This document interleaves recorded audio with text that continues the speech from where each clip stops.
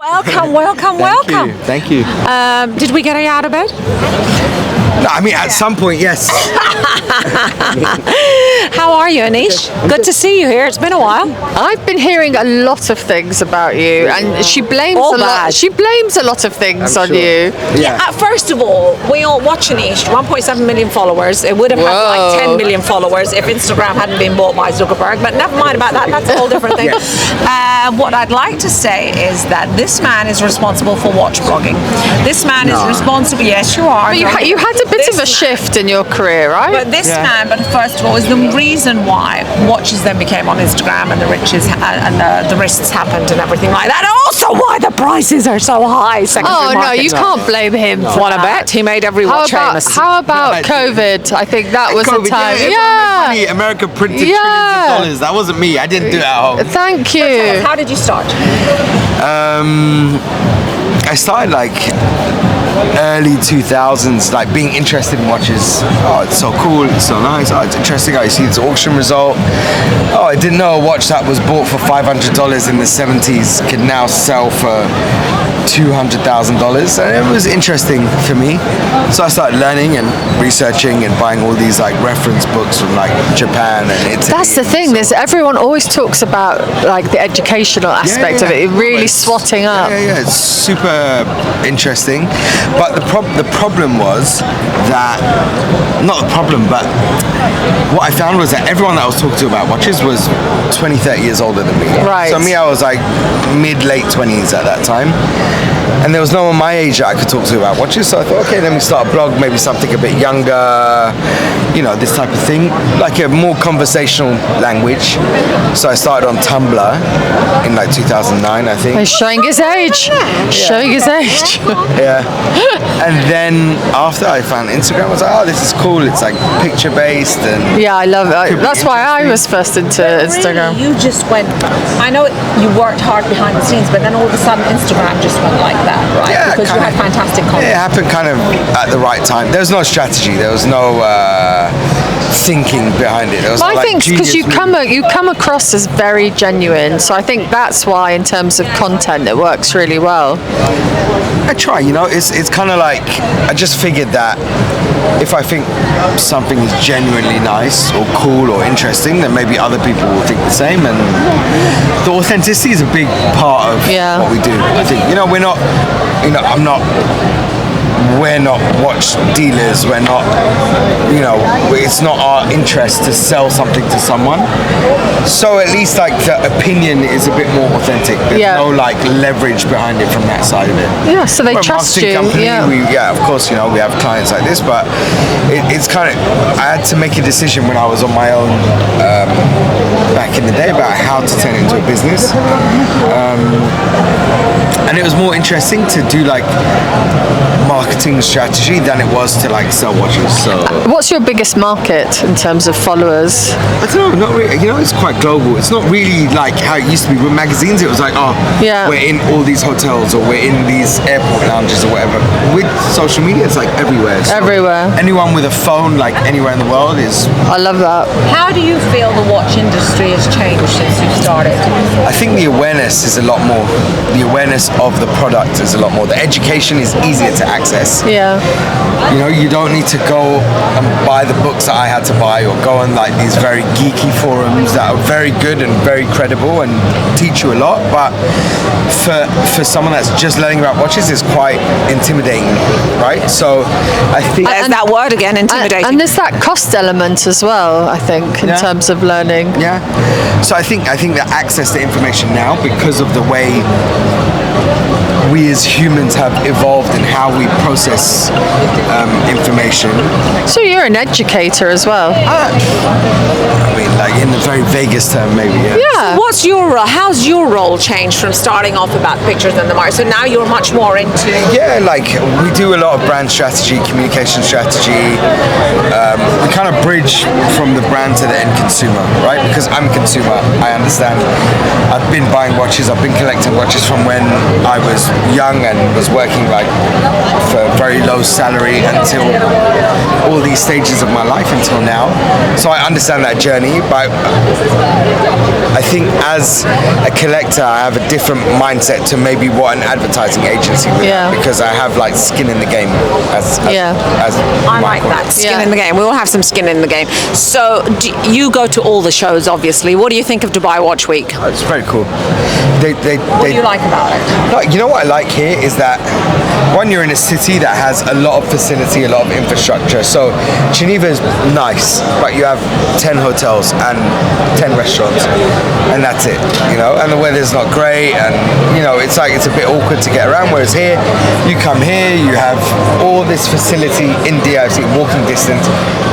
You have a lot of hotels. You have great weather. You want to go here in DIFC and go around, and then at like 3 p.m. go to the beach. You can do that. Yeah. You know, the safety is a very, very, very big thing, especially now with what's happening in Europe, in Western Europe with the crime and so on and so on. Yeah, exactly. Yeah. Have you had any experiences of that? I mean, no, touch wood, no. But people talk a lot about the community feel as well in terms of Dubai Watch Week. Yeah, I think it's a really nice place for people to come, and they know they're going to meet their friends. They might only see them 2-3 times a year at a show like this, so it's a good reason for people to travel. Good excuse to come to Dubai. But also I feel everybody's very chilled out here. Even the CEOs, they're very relaxed here. It's a different atmosphere. Do you think that? Yeah, I think it's a little bit less corporate.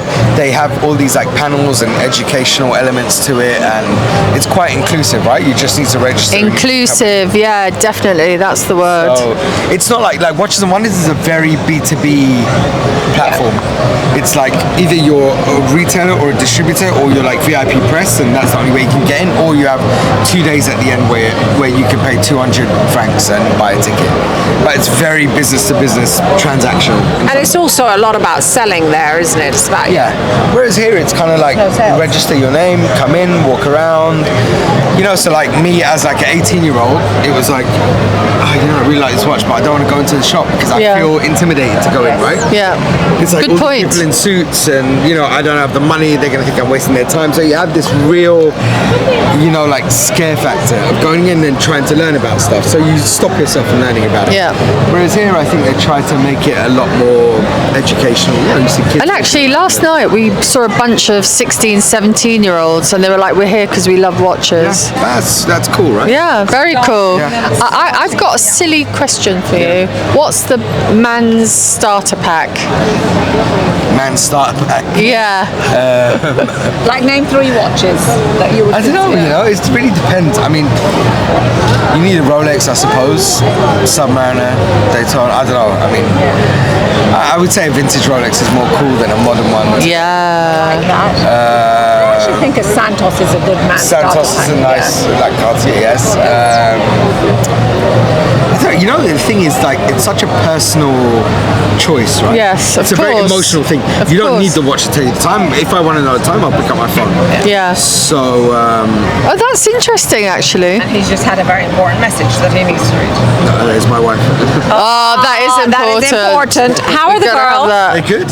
Anish has 2 lovely girls. A little baby. Lovely baby. And also his wonderful wife, which we love. Yes. Are they here with you in Dubai? No, they're not, unfortunately. They're we're going to go away for New Year's.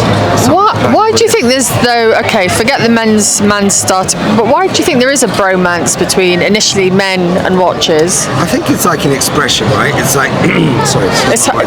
Yeah. I think like it's something that's kind of an extension of your personality, or a conversation starter in some ways. You know, I've been at restaurants, I've been, that's a cool watch, you know? That's true, actually. So like, you know, for a guy, you don't really have, apart from handbags. I'm stealing that, by the way. He's got a handbag, I'm stealing. So whatever. You don't really have so much that you can express yourself with. True. Right? So you have your shoes, your car, but you can't take your car into a restaurant. No, you can't take your art. Some people do. You can't take your art collection into a restaurant. You can take your watch. So the watch speaks volumes. The watch kind of says something about you, I guess, you know. Also, you know, there's obviously in the last few years, like, people are so much more aware about the asset value, the tangible and enjoyable asset value of a watch. It's something that you can own and you can use and you can wear, but it still has a residual value to it. You know, do you think now people are buying just so that they can make money from it? Do you think that's taking the fun out of the watch A lot of buying? people, yeah. I think it opened a whole new avenue or a whole new corridor of people that were like, oh wow, this is like a stock market product. Yeah. It's like you buy a Nautilus annual calendar for, I don't know what the retail is, $50,000, but the market is like 120 or 130. So let me make a relationship, let me buy this, and it's worth so much. So there's a huge number of people that jumped in that were liquid, let's say, at that time. Yeah. The crypto boys. Or borrowed money or whatever. Like, Yeah, I can spend this absolutely. money into this and whatever. So Do you think it's ruined the market? I think from a purist point of view, it probably took away a lot of allocation from people that actually genuinely like the watches and want to own them and want to wear them and want to buy them and collect them. So, you know, from that point of view, yes. But I think in the end, you know, if any sector is going to become popular, then you have to also allow people to come in and learn about it themselves in their own way. And you're going to get people that will transact or leverage it in a way that they think is interesting for them. Yeah. Can I ask you about fakes? There's been a lot of things about fake watches, and more famous people are sporting them, and they're thinking it's more acceptable. What do you think about that? Why? I don't know. I don't think they think it's acceptable. I think like someone probably tells them, hey, no one can tell the difference between this and a real one. So why are you going to spend I don't know. $200,000 on one? But they obviously don't know, right? So they're not educated. They don't know that you can tell the difference between it. Yeah. I think you know the thing is, as someone that had to work very hard to buy certain things, and then be able to buy it as a celebration of Yeah, I love an that. achievement or of a milestone in your life or whatever. Yeah. It's a bit like, I don't want to say offensive, but it's like, I don't want to be at dinner, you know, next to someone that's Sporting a fake. And wearing a $200 bragging it fake as well. watch Yeah. that is pretending. Yeah. I completely agree with you I there. have a question. So something I've noticed in the fair, because it's my first time, is there's a lot of talk between like those that are really interested in the technical side and those really interested in the storytelling side. Yeah. I think there's only one so far that we've really chatted to that's enchanted me, I would say, in the Van The Van Cleef. Cleef. Okay, which one? Van Cleef, they've got some watches. You have to go and check them out. A wonderful chat with Pascal this morning. So, what are you drawn to? You mentioned vintage. Is that because of the storytelling, Really or eclectic, honestly. My taste is like all over the place. So I like vintage, I like, you know, history or whatever you might call it. But I love modern watches also. I love interesting, complicated ways of telling the time. Yeah. You know, whether it's something like MB&F or Allwork, or one of these independent brands that really like push the envelope. Yeah, we saw a couple of those. Great one. You know, or like Grubel, who's making like 100 watches a year, and the finishing is like incredible. But also, you know, it could be something like very basic. It could be like, I don't know. For me, it's like, it's not to cheapen it, but it's like the way I would dress. You know, one day I'll come in a t-shirt, one day I'll wear a suit. It's Yeah. very different. And that's the way it should be. Yeah. So in your collection, what's your favorite watch? Do you have one?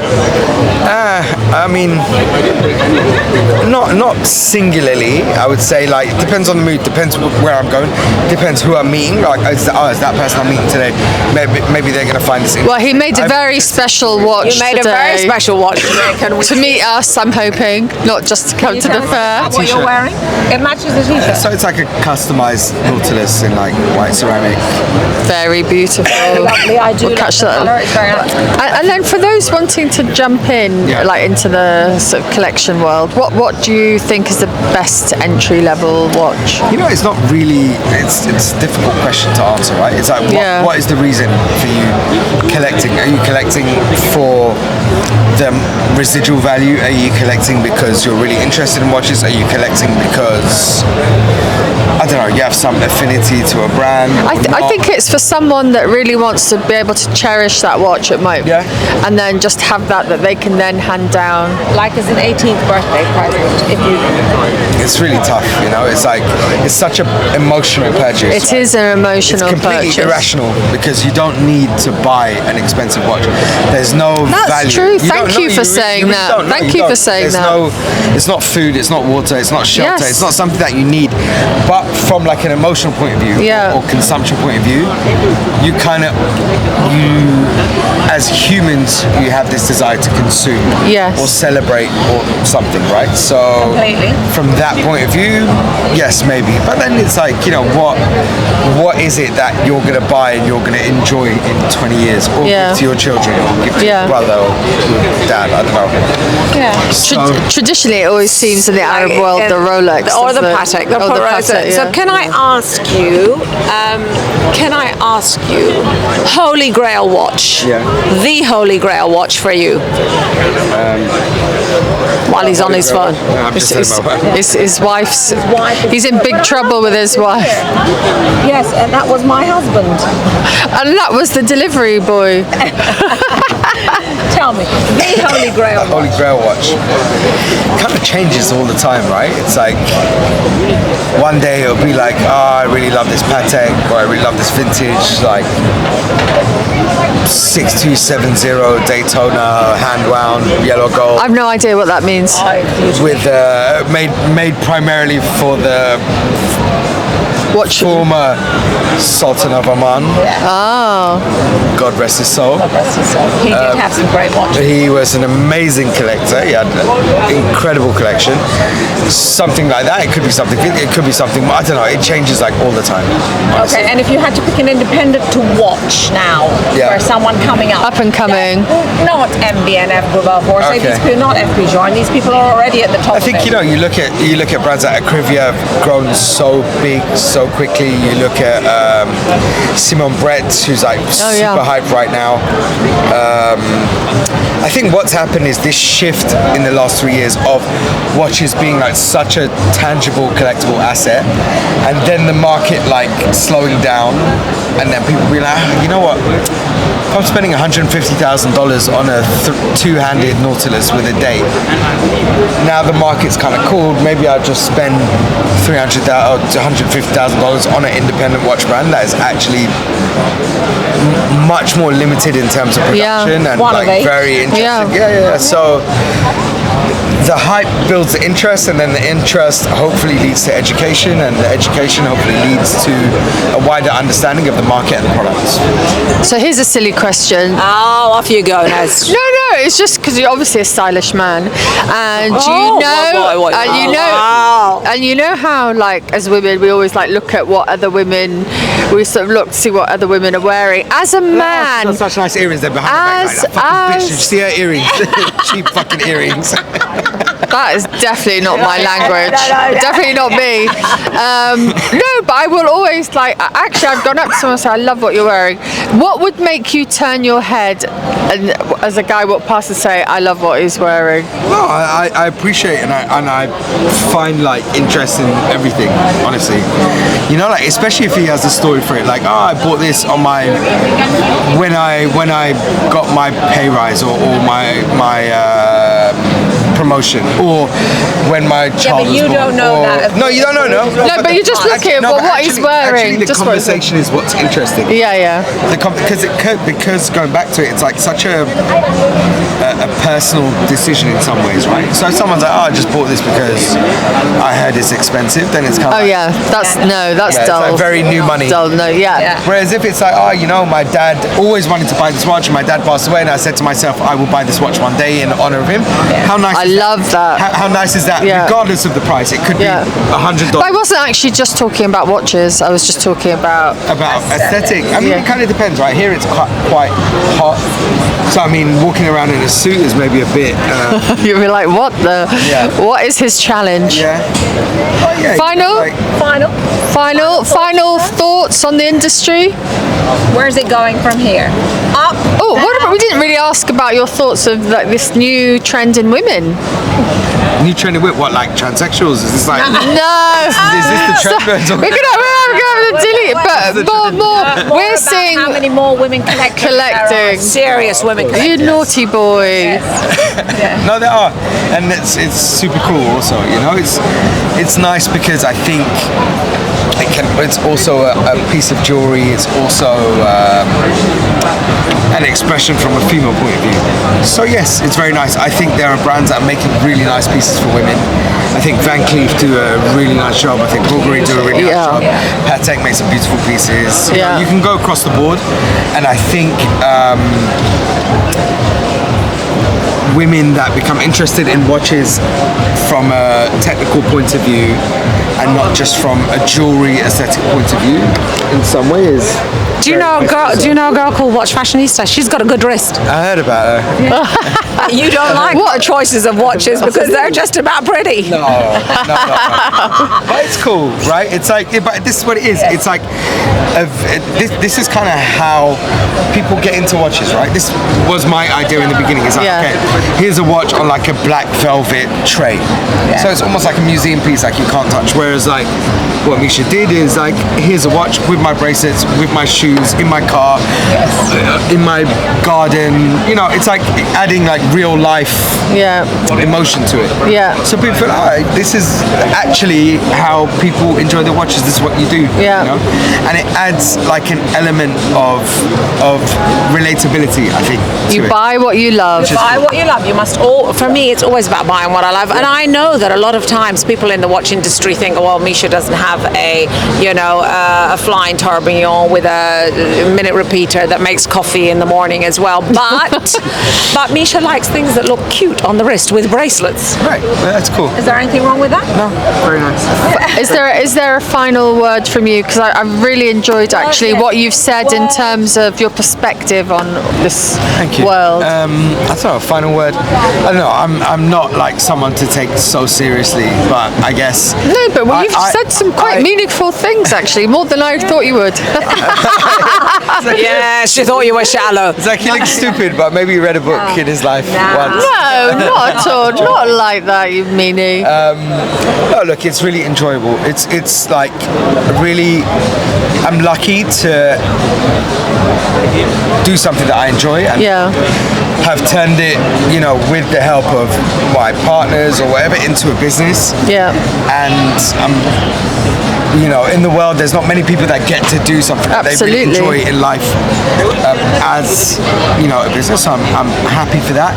And, you know, the people that I've met, you know, along the way and ongoing is, you know, people that I would have never have met otherwise. Yeah. So, you know, the memories that you create doing this in some way, directly, indirectly, is, I think, the most valuable asset that you extract at the end, right? The conversations that you have, the people that you meet, the experiences that you have. We've met some great people this last few days, including you. We want to say thank you, Thank Anish. you so much. I'm glad I hounded you and got you here in the end. I did hound it, yes. Live and living colour. Live and living colour. And he brought us a very special watch. Very special watch. Thank you so much for being here. They do a very good job. And don't worry, we will do it another time in a studio on a longer version where we're going to really grill you. You can go anywhere. Studio, I don't know, beach, restaurant, highway. I love that. We'll do it on a plane. I love that. We'll do it on a plane. Let's go to a plane. Yeah, we'll do it. We'll do it. There's some great Karak places. Honestly, I like that. This is the kind of thing that I like because you know you travel so much. Every day it's like, which Michelin star restaurant should you go to, or should your clients? Anish, it becomes so boring. It's like, next time you come, we'll take you on a tour of Dira and Satwa. But hold on, you were supposed to be coming to Oman to visit. When are you coming to Oman with Dale? Bro, ask Dale. Where is he? Where is he? Don't ask me. Dale! Call him. Where is he? Yeah. I'll come with him. Yeah. Yes. You have to come and visit. Absolutely. Okay, I'm going to hold you to that. And with that, guys, we want to say thank you so much to Anish. Thank you. Pleasure meeting you. Thank you. Take care. Thank you for the Sugar Mamas podcast. Bye.